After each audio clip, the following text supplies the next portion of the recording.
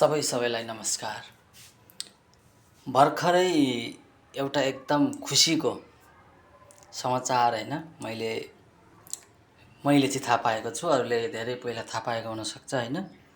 जो कोहीसँग पनि यस्तो खालको एन्ड्रोइड टिभी अथवा स्मार्ट टिभी जसमा प्ले स्टोर छ र त्यसबाट एप्सहरू डाउनलोड गर्न सकिन्छ भने त्यहाँबाट तपाईले विश्वका कुनै पनि देशको च्यानलहरू, नेपाली च्यानलहरू अब निशुल्क सजिलै हेर्न सक्नुहुनेछ। तपाईहरुलाई डिसोम तथा अन्य त्यस्ता कुनै अरु पैसा तिरिराख्नु पर्ने हैन प्रोवाइडरहरू छन् नि, तिनीहरू नचाहिने भएको छ। जसमा चाहिँ अलिकति सेटिङहरू छन् हैन, अलिकति डिफिकल्ट भए पनि तपाईहरुले अब चाहिँ अलिक सजिलो तरिकाले म सिकाउँछु। किनभने म लगभग 2-3 वर्षदेखि यसरी कसरी हेर्ने स्मार्ट टिभीमा नेपाली च्यानलहरू आउन त आउँछ, तर घुमाइ फिराइ आउँथ्यो, एकै ठाउँमा खोजेर एकै ठाउँमा सङ्कलित भएको कसरी हेर्ने भनेर मैले पत्ता लगाएको छु है। ल तपाईहरु पनि यसरी नै हेर्नु होला।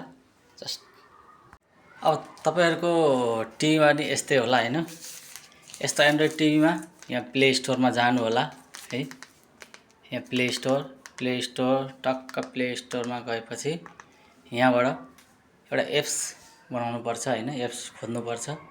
जुन एप्स छ हैन, यो चाहिँ मुभिज एन्ड टिभी यसबाट हुन्छ। यसमा हल्का सेटिङ छ हैन, युआरएल हाल्नु पर्छ। ल यो कोडी भन्नेलाई तपाईहरुले डाउनलोड गर्नु होला हैन।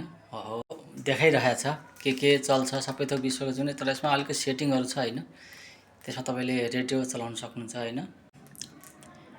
अब यसलाई ढिलो नगरिकन इन्स्टल गरौँ। इन्स्टल हुँदैछ हैन, हेर्नुस् है इन्स्टल